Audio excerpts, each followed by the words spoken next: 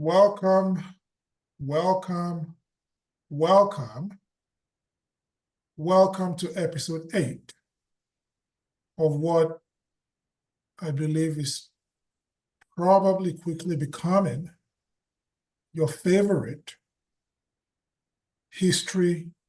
American history podcast on YouTube. If it isn't, I expect with time, it will quickly become your favorite American history podcast. As always, we have with us the leading authority on 19th century American system of political economy, nobody other than, drumroll please, Mr. Neil Martin. Today, Mr. Martin is going to be covering another one of those hidden figures in your history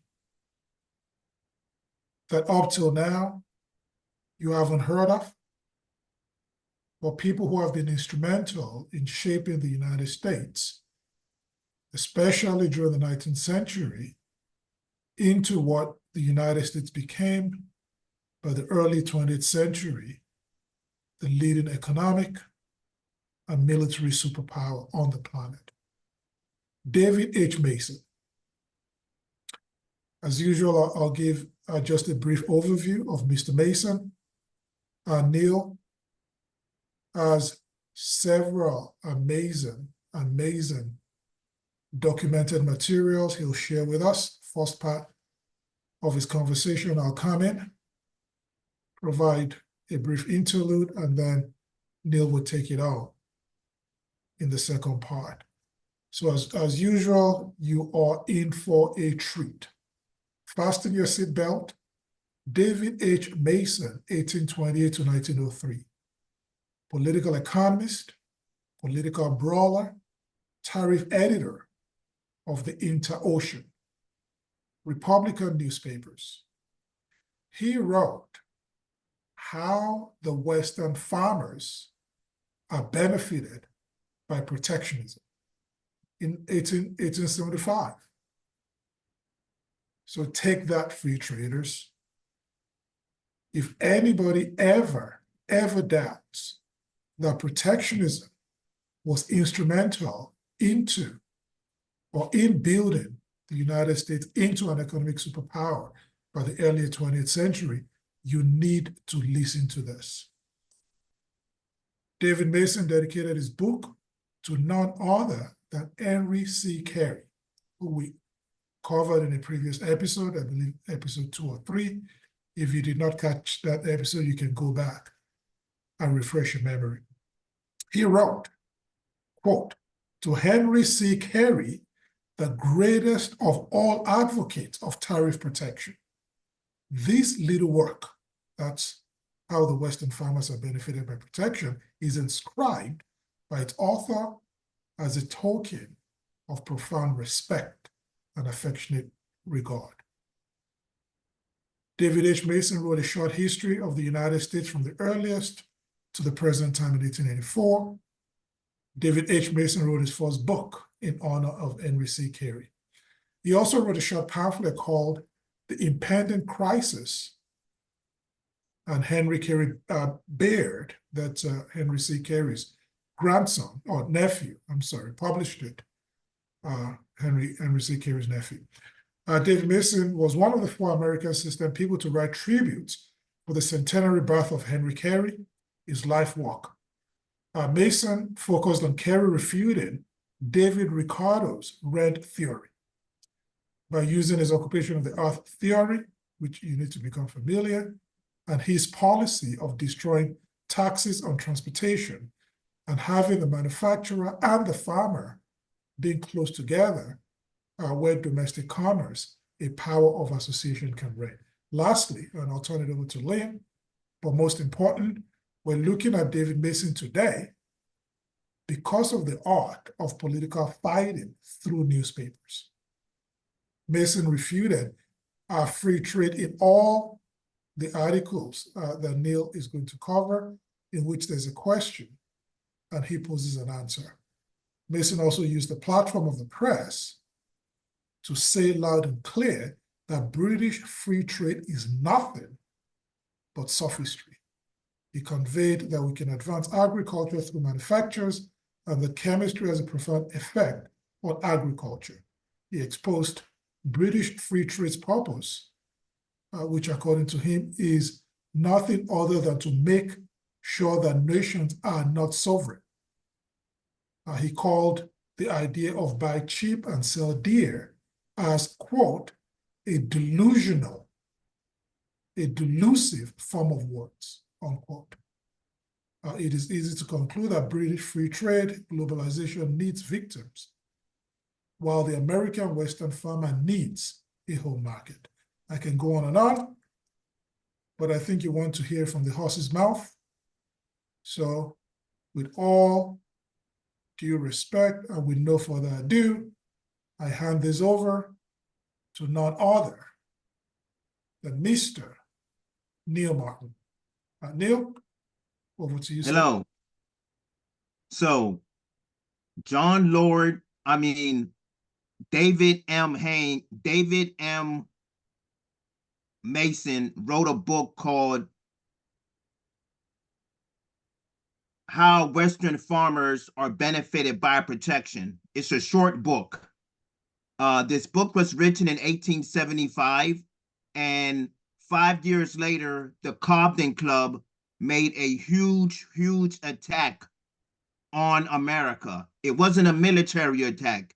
It was huge, massive propaganda trying to get the Western farmers to be counter-organized and disorganized on the protective tariff and on the Western farmers' relation with manufacturers, right? So this presentation is going to show the sophistries of free trade concerning protectionism, and it's going to give people the necessary ammunition to discuss free trade versus protectionism, but also to know the ins and out of the British system. So Victor, go to the slide that says a sophistry of free trade.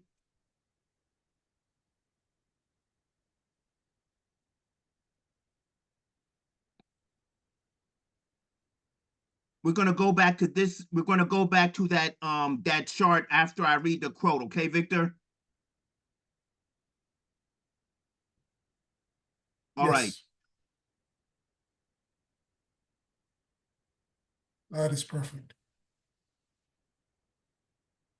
Okay. It is a favorite dogma of the free traders that a high tariff erects barriers to commerce and restricts both imports and exports, thus tenting the scarcity. This, however, is nothing but a theory and is a libel upon the facts, as we shall prove. Below, in contrast, are two tabular statements of exports and imports compiled from the official reports covering the 28 fiscal years. So what Mason is talking about,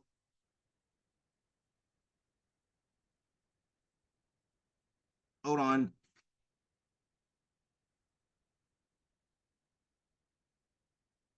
Mason is talking about that the British and the free traders are saying, listen, if you go for protectionism, it's going to decrease your imports and exports. You don't want that, because all economies do good when their imports and exports increase. Notice how they never say anything about domestic commerce. Before David Mason starts out the book, or before he starts out with that quote, he says the bulk of what is produced in the United States of America is consumed in the United States of America. If you guys remember the presentation on John Lord Hayes, you will see that John Lord Hayes made it a big issue that that 9/10 of what the United States produced was consumed in the United States of America. Free traders just don't get this. They have this notion that we don't have to be concerned about domestic commerce. We just have to be concerned about foreign commerce and catering towards markets, foreign commerce, right? Victor, can you put that chart up, please? Yes, okay. So the first 14 years under partial free trade from 1848, this was with the Walker Tariff of 1846 and the tariff of 1857. We look at those numbers. Let's take a look at 1859. 1859, domestic exports, $335 million worth of exports. Okay, that's pretty high. So the free traders are saying hooray, hooray, hooray. Let's take a look at the 14 years under the Morrill Tariff. 1773, exports, $649 million worth of exports. How do the free traders explain this, right? Because if you take a look at this thing, okay, let's go with 1849, $132 million of exports. Okay, let's take a look at 1863,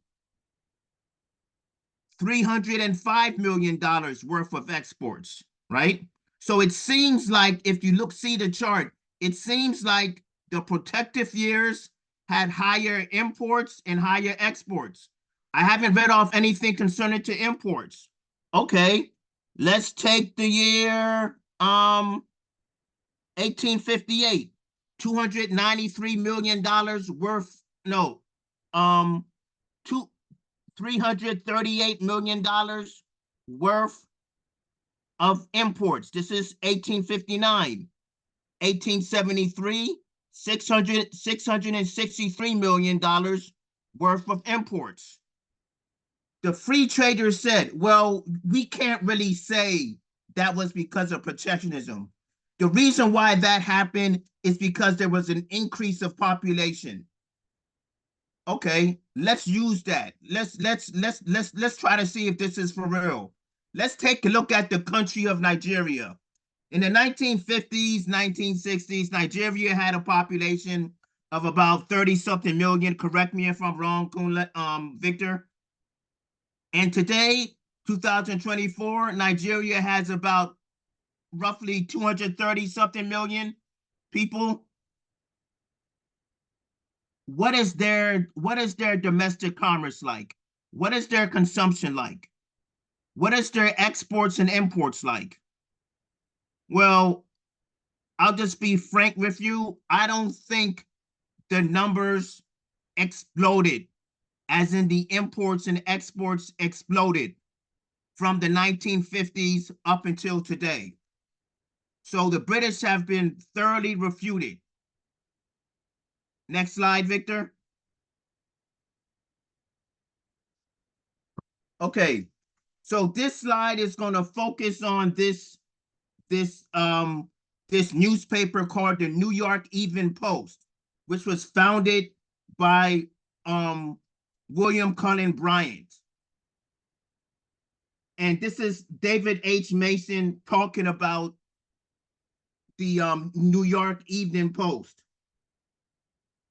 It is this injurious kind of trade that is advocated by the Post, a trade that is circuitous, foreign, abounding with middlemen, and making necessary and large use of the machinery of transportation. External commerce or exchanges between different nations is far less important and valuable to a country than internal commerce or exchanges between its own inhabitants. But the Post considers the foreign market the great consideration constantly to be kept in view. So the New York Evening Post, what David H. Mason is saying about that is that the New York Evening Post puts all of its eggs in one basket. You can do that. Hopefully you're right. On external trade. And they say, forget about domestic commerce. Who champions domestic commerce? The American system of political economy. And David H. Mason is saying The New York Evening Post wants the United States of America to engage in an injurious kind of trade. What is this injurious kind of trade? Victor, this injurious kind of trade is free trade. And Henry Carey wrote a series of pamphlets going after William Cullen Bryant. William Cullen Bryant is celebrated throughout the internet. They just praise his name. He's an abolitionist. He was a Republican. He was a free trader, right? And this guy, William Cullen Bryant, did not answer Henry Carey's open letters to him, right? And all Henry Carey is saying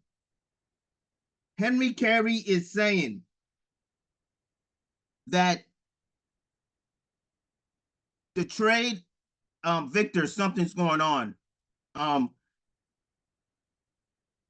Henry Carey is saying that the United States of America needs to develop, but free trade is not going to develop the United States of America. The farmers needed to know this, right? But unfortunately, the farmers sided with free trade in the later years. The way they sided with free trade in the later years is they indirectly got Grover Cleveland elected president because they went with a third-party candidate. And what was that third-party candidate doing? That third-party candidate wasn't promoting protectionism. That third-party candidate was promoting single issues that cater towards the farmers, and the farmers brought it. Next slide show, Victor.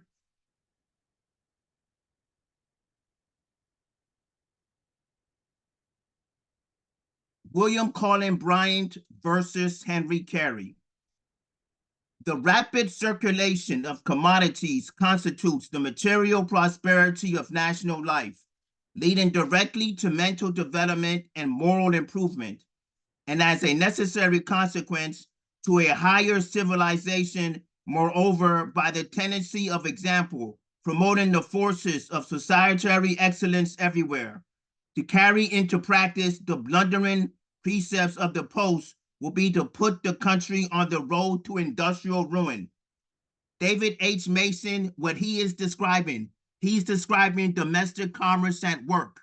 And he is saying free trade will lead the United States of America on the path to industrial ruin. Okay, well, this is the New York Evening Post that we're talking about.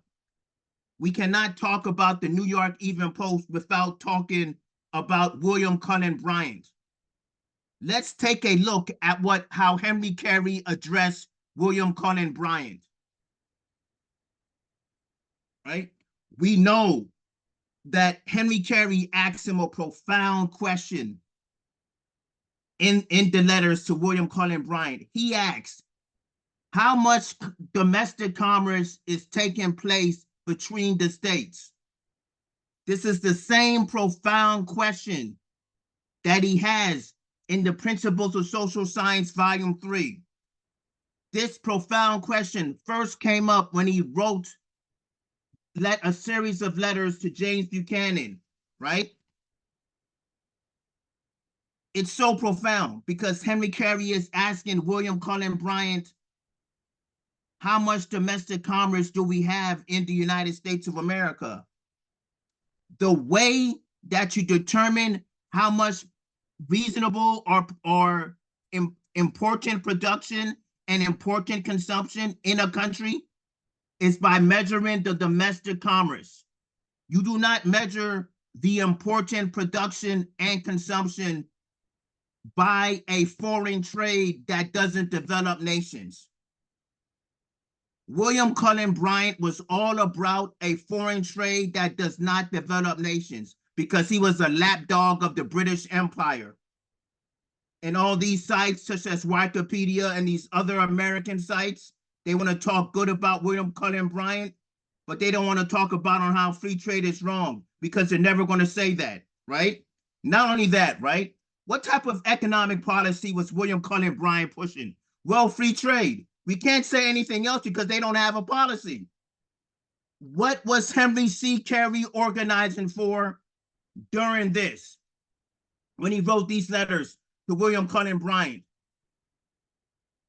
When Lincoln got the presidency in 1861, Henry C. Carey was organizing Abraham Lincoln to have a train, to have routes of trains from the north to the south to increase domestic commerce between the north and the south. Well, what type of domestic commerce could be going on between the north and the south, one might ask? The South had a whole lot of natural resources that was not tapped. They were not taking advantage of their rich natural resources.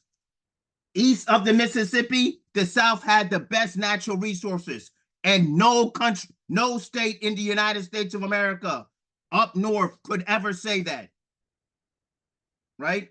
And Henry Carey wanted to develop that, and sure as hell, David H. Mason wanted to do that because he was a Careyite. Next slideshow, Victor. Actually skip the next slideshow and go to the slideshow that says the London Times freaks out about American protectionism. All right. At this moment, Birmingham is losing its old markets. Uh-oh, the British are losing their foreign markets. A few years ago, it used to supply the United States largely with edge tools, farm implements, and various smaller wares. It does so no longer, nor is the cause to be sought merely in the American tariff. It is found that the manufacturers of America actually superseded us, not only in their own, but in foreign markets and in our own colonies. And the British Chamber has the sagacity to discover and the courage to declare that it is owing to the superiority of American goods. Well, this is what the London Times said about the United States of America, her rise to being an economic powerhouse. She says it's not the tariff that's the problem. No, the tariff is the problem. The way you increase your productive powers of labor is by protection. You don't increase your productive powers of labor and making profound breakthroughs in the sciences and in the mechanical arts. You don't do that by free trade. You do that by protectionism, right? And protectionism allowed for the United States of America to gain foreign markets in Great Britain. How can a country establish foreign markets in Great Britain in goods that the British used to make, right? And notice how the British are saying, oh, the United States of America doesn't have comparative advantage. They're not saying, oh, the reason why the United States of America has our markets, our foreign markets, and even our own markets is because of comparative advantage. They're not saying that. They know that comparative advantage is squat. It means nothing at all. They're saying that the United States has supreme manufacturing, and they want to brush off American protective tariffs. They got the supreme manufacturing, not by free trade. The British are never going to say that. We got that supreme manufacturing by protectionism.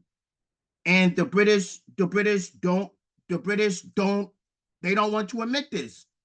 But I have a question. How do the British feel about the United States of America making manufactured goods that are of better quality than the British, and the United States of America gaining foreign markets and having a British market? How did they feel? Did they feel nice? Did they feel good? Did they have a therapy session with an insane therapist? What was it? What were the British saying? The British were saying we have to take out the tariff. A result of the United States of America becoming an industrial powerhouse is that the British said we have to take out the American system of political economy. What the London Times is saying that the American tariff had nothing to do, was not the sole reason on why America had foreign markets and the British markets. That is nothing. That is a flat out lie. So the British don't want to tell the truth. And that's their MO. That's all you have to know about the British. They will tell the truth sometimes, but most of the times they're not going to tell the truth about protectionism. You got to do profound economic history research to see what the British have to say about protectionism, because most of what they say are just lies. Okay, Victor, we can go to part 2 or your comments.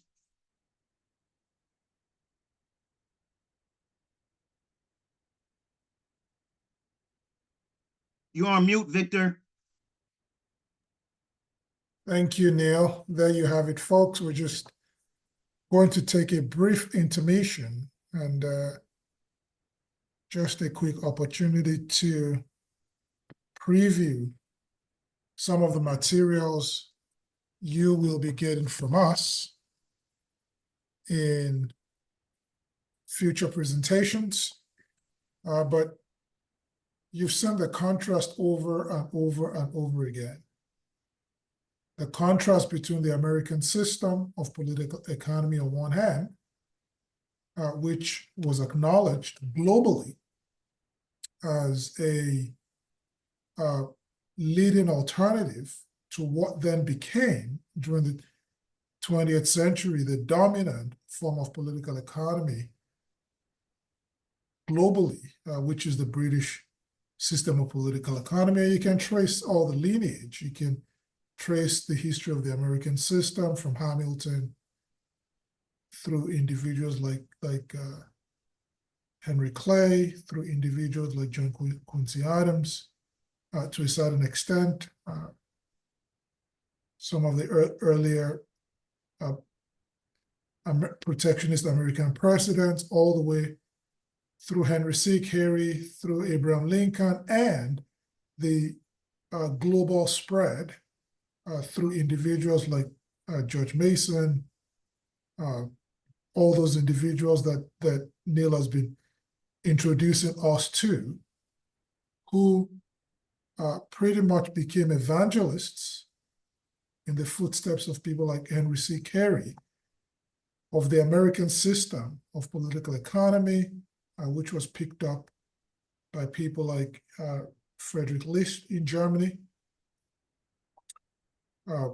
through people like E. Pershing Smith, spread over to Russia under Tsar Alexander, into Germany under Bismarck, to parts of Japan under the Meiji Restoration, and how this collaborative effort amongst the proponents of the British school, by the time World War I came around, were considered the biggest threat to the survival of the British Empire by the time of the 20th century. We'll talk about the role of individuals like Theodore Roosevelt, who came into office after, unfortunately, William McKinley, who preceded him, died in office, and Roosevelt Theodore, not Franklin, Theodore Roosevelt's role in tying America's fortunes directly with the fortunes of British imperialists.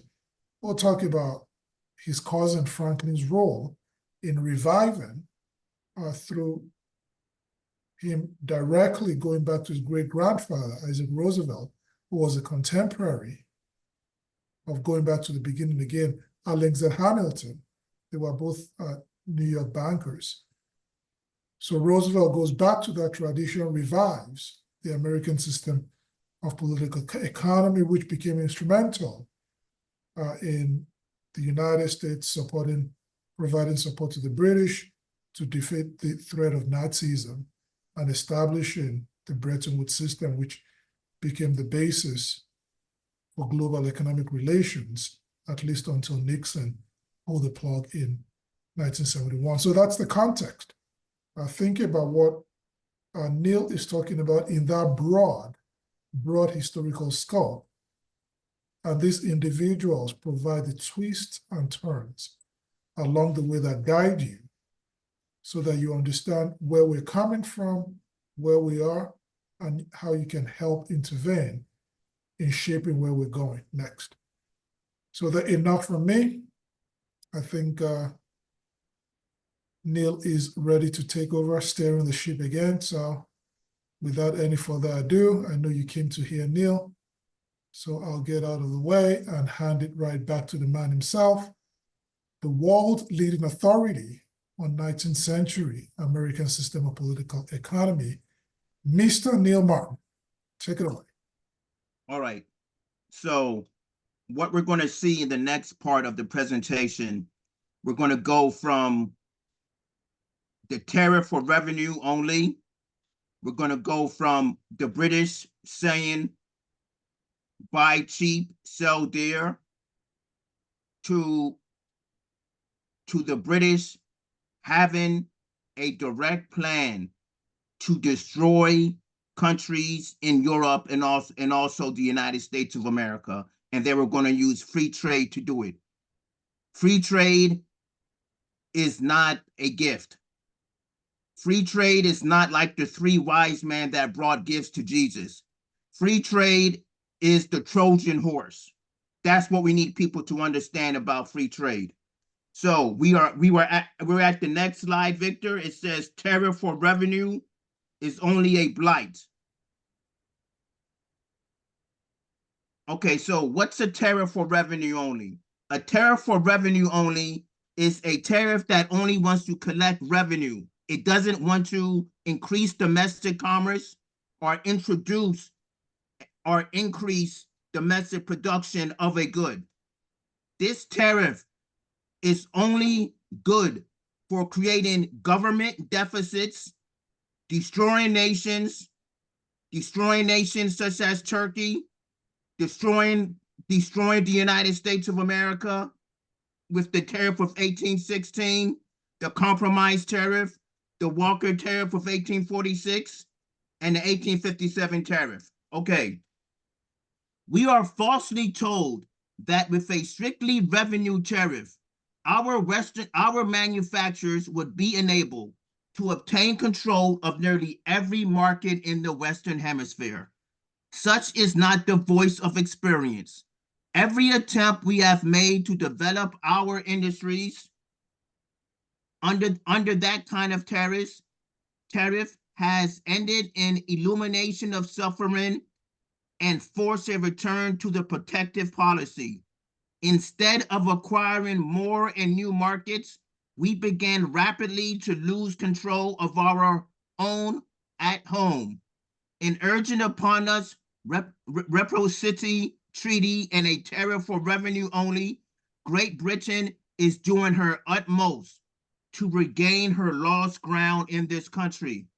Lost ground. What does the British Empire want? They don't want the United States of America being a sovereign nation state.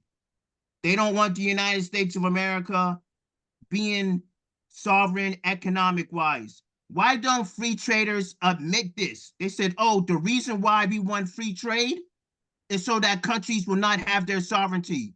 They should admit that. Who admits that today? None of the free traders admit this today. The free traders of the 19th century, they will admit this. The evil free traders of today, which I don't know if there's any, because the free traders of today, post-Carnes free traders, they're not evil. They actually think what they're saying is the truth about free trade, but that's not free trade.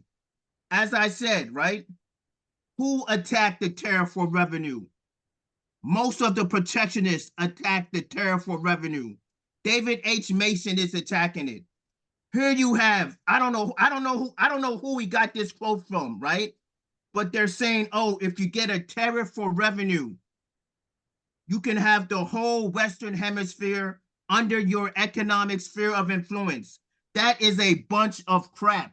Who would believe that? Who would actually believe if the United States of America went with the tariff of revenue that bankrupted the United States in 1816 with that tariff? The compromise tariff destroyed the United States of America even more. She lost her credit. Her manufacturing industry declined, it was paralyzed. The Walker tariff did the same thing. How come we cannot find free traders publicly stating with facts, with hard code facts, saying that the tariff of 1816 benefited the United States of America, that the compromise tariff did the same thing, that the Walker tariff, that the tariff of 1857 did the same thing, that the Gorman-Wilson tariff of 1894 did the same thing? All we see are British free traders and free traders saying sophisms of protectionism. They say all types of sophism. The first quote that I said, right? It had the British saying that to the United States, that free trade increases imports and exports. That's baloney. That's all bull crap. And now they're saying a tariff for revenue will have your economy flourish. Go tell that to Portugal. Tell that to the Ottoman Empire. What brought the downfall of the Ottoman Empire? The British free trade system is never going to say that the tariff for revenue brought down the Ottoman Empire. Who says that the Ottoman Empire was brought down by the tariff for revenue only? The man that David H. Mason loved and adored, Henry C. Carey. All right, next slideshow, Victor. Wait, go back to this. Go back to the slideshow. The last slideshow. I forgot something. Okay, and another thing. So, the British Chambers of Commerce in 1885 put out a report, and they were talking about how come the British were losing their markets, how come their trade was declining. They didn't call the tariff for revenue the reason why this was happening. They were saying hostile protective tariffs. The British knew that they are afraid of protective tariffs. They are not afraid of the tariff for revenue, because you will never find a British economist or a British MP in the 19th century saying, we have to make sure that America and foreign countries don't have the dreadful tariff for revenue only. They were saying they cannot have the protective tariff. So now we know the difference between the protective tariff and the free trade tariff, otherwise known as the tariff for revenue only. The protective tariff increases domestic commerce, helps and elevates domestic industries. The tariff for revenue only destroys domestic commerce and destroys domestic industries. Now we can go on to the next slideshow, Victor. This is a goodie. Manufacturing a chief concern of the farmer. Thus, chemistry is indispensable to a prosperous agriculture. But who would expect to find that science in its highest cultivation in a community merely of farmers and herdsmen? We cannot have a few isolated, solitary arts in complete excellence. They are social and gregarious. Each in order to its success requires the near and ready assistance of 100 others.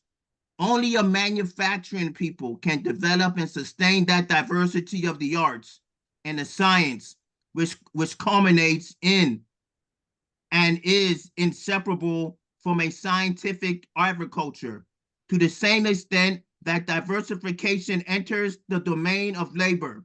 We may expect to see improvement in the methods and the results of tillage. Carey says, and it is true, that of all people, the last emancipated are the laborers in the field. Hence, protection to home industry is emphatically the farmer's question. He is interested in it more than anybody else. Let's take a look at the first point in this wonderful quote. David H. Mason is saying, thus chemistry is indispensable to a prosperous agriculture. Okay. Thomas Malthus and David Ricardo, who have plagued the minds of people by saying that we have diminishing values of return, that food production will be outpaced by human population, that resources are finite. This is Malthus and this is David Ricardo. Has anybody seen David Ricardo or Thomas Malthus saying that chemistry is vital towards agriculture? They have never said it. The British 19th century economists never said that. They want man as a slave of nature. If you want man as a slave of nature, you are not going to have an agro-industrial economy, right? Who were the people saying the United States of America needs an agro-industrial economy? Well, one of the first ones was Benjamin Franklin, but there's also a man by the name of Alexander Hamilton, who David Ricardo told, I think it was Gallatin, we cannot have Alexander Hamilton's economics taught in American colleges and universities. A British free trader is saying this. If a British free trader is saying that the writings of Alexander Hamilton cannot be taught in US universities, David Ricardo said that. Why would David Ricardo even bother of saying, you know what? I have an idea. We can use the sciences to develop agriculture. That never came up in anything David Ricardo did. It never came up and it was never used. It was never elevated. It was never organized. It was never advocated by British 19th century economists. What are they advocating now? Look at Germany. Germany is advocating organic farming, screwing the farmer, saying we don't need an industrial policy. We just need windmills and solar panels. How is that going to develop manufacturing? How is that going to increase an agro-industrial economy? Going back, right? David H. Mason says, only a great manufacturing people can develop and sustain the diversity of the arts and the sciences, which culminates in and is inseparable from a scientific agriculture. I state again, I have never seen free traders talk about the Green Revolution as in making profound discoveries in agriculture. They don't have it in their books. They just don't. They don't talk about it. I've spoken to several free traders. I've spoken to very stupid free traders online. I've spoken to free traders when I used to do organizing in the LaRouche movement. They never bring up that man is created in the image of his maker, and they never talk about man subduing the earth. This whole process of chemistry is indispensable to a prosperous agriculture. That is man subduing the earth. And Henry Carey says this. Henry Carey says this in his Past, Present, and Future. The earth is the great labor savings bank. As in, mankind can make the earth do wonders and increase his energy flux density in the economy. David Ricardo and Thomas Malthus and these free traders who were endeavoring to trick the farmer, which they sometimes did, they have never called the earth that. Victor, can you go on to the next slideshow, please? I'm gonna be quick with this one. This is about free trade needing a victim, as in British foreign trade needing a victim. It thus appears that this free trade maxim has neither utility nor sense when universally applied. It is merely a rule of selfishness and aggrandizement. For to buy cheap is to buy at less than the market or real value, and to sell dear is to sell at more than the thing is worth. One or several countries may thrive by practicing such sharp bargain making, but it must be by victimizing other countries, either by buying of them cheap or by selling to them dear. Both parties of commerce so carried on cannot gain. All the advantages will be on one side, all the deprivation on the other. David H. Mason is saying buying in the cheapest market and selling in the dearest market is a zero-sum game, as in you have a winner and you have losers. What are these losers?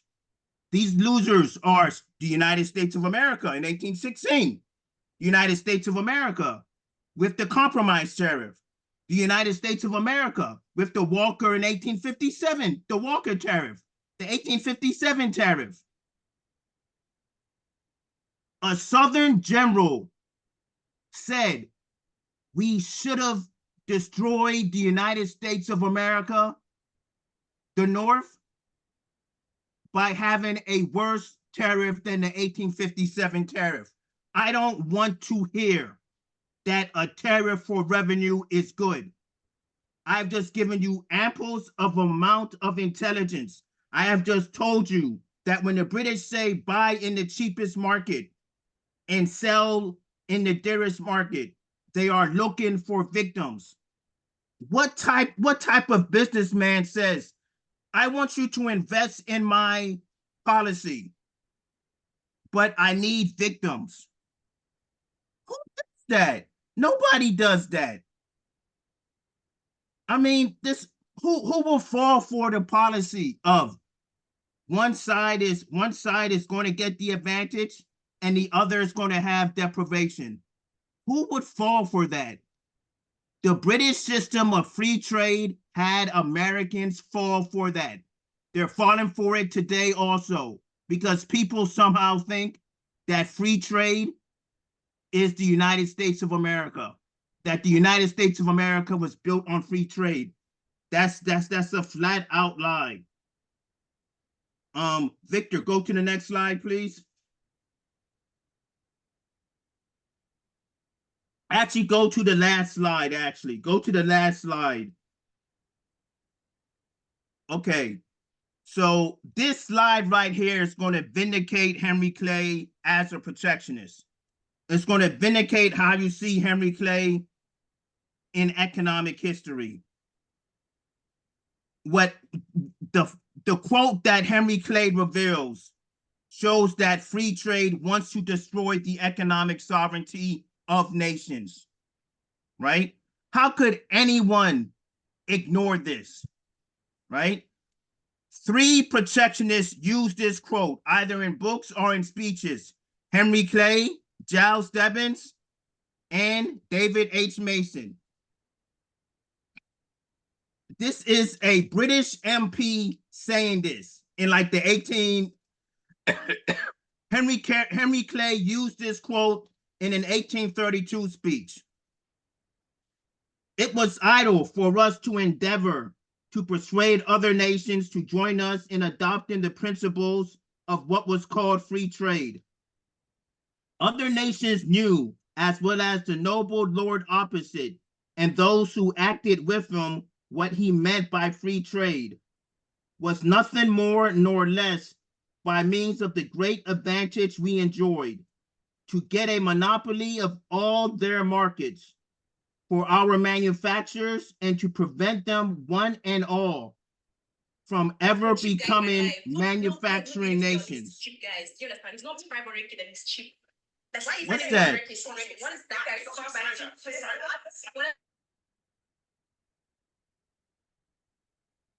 Okay. So I'm gonna read that again. It was idle for us to endeavor to persuade other nations to join us in adopting the principles of what was called free trade. Other nations knew, as well as the noble lord opposite, and those acted with him, what we meant by free trade was nothing more nor less than by means of the great advantages we enjoyed, to get a monopoly of all their markets for our manufacturers, and to prevent them, one and all, from becoming manufacturing nations. This is what Henry Clay said in a speech in Congress. I have the speech, right? Henry Clay has the British. You have caught the British red-handed in saying, we know how bad free trade is. We don't care. We're going to spread free trade. Why do we want to spread free trade? For the goodwill of man, or to act like a Trojan horse? The reason why the British want to spread free trade is to make sure that no country is a manufacturing powerhouse as the British. How could anybody say now that free trade is for economic glory? Right? But not only that, right? I was going to use another quote, but the Henry Clay quote was short enough. But there's another quote that is used by David H. Mason and other protectionists, right? The British will use their capital, their large capital, cheap labor, and cheap raw materials to destroy foreign rivals. Henry Carey called that economic warfare. The other protectionists called it economic warfare. Free trade is the worst form of economic warfare there is. Right? Do free traders ever call free trade economic warfare? No, they call it economic liberation. They call protective tariffs economic warfare. Why do they call tariffs economic warfare? The British don't want to see nations becoming economic powerhouses. And if you become an economic powerhouse, you sure as hell know that chemistry can benefit agriculture, right? You sure as hell know that the main policy, the main purpose of a government is to have the earth be the great labor savings bank. If the farmer wants to go with free trade, the earth is not going to be the great labor savings bank. What's going to happen? The farmer's going to be ripped off by the middleman, which the first quote I read said, right? It's going to increase the tax on transportation. How is it going to increase the tax on transportation? You're going to rely on a foreign market instead of a domestic market. If you have a domestic market, that means that you have quicker exchanges and more fluency, right? We saw that in the third quote, right? But now all our attention is for the last quote that David H. Mason uses Henry Clay to describe the British. And the British, as I say again, they knew how dangerous free trade was, but they chose to use it to deploy it throughout the world. People saying that free trade is beneficial to civilization, saying that British free trade is good for civilization, they're flat out lying. And what this presentation has done, it has shown that the sophisms of free trade are economic warfare upon man as the immortal species. And I'm done with the presentation.